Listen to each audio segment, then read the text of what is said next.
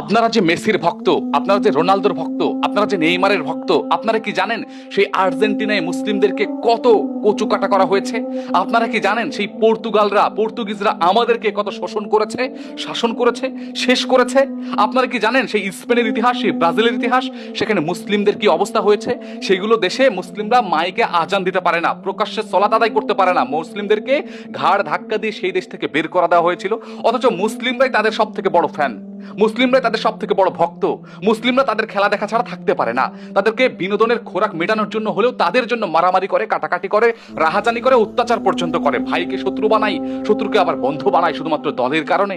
লজ্জা কি ভাই লাগে না? একটু কি নিজের ভিত, নিজের কাছে লজ্জা, নিজের কাছে অনুতপ্ত, নিজের কাছে কোনো কিছু মনে হয় না? নিজের জাতির গৌরবময় ইতিহাসকে ভুলে গেছেন? নিজের অতীতের ইতিহাসকে ভুলে গেছেন? কর্ডোবা, কায়রো, সিসিলির কথা কি ভুলে গেছেন? বাগদাদের কথা কি ভুলে গেছেন? আমাদের উজ্জ্বল ইতিহাসের কথা কি ভুলে গেছেন? তাদেরকে কি করে স্পেনবাসীরা শেষ করে দিয়েছিল?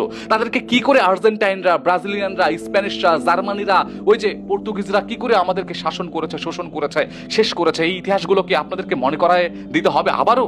আপনাদেরকে এত এত ইতিহাস বোঝাচ্ছি, এত এত ইতিহাস দেখাচ্ছি, তারপর আপনারা বিশ্বকাপ আসলে মাথা ঠিক রাখতে পারেন না।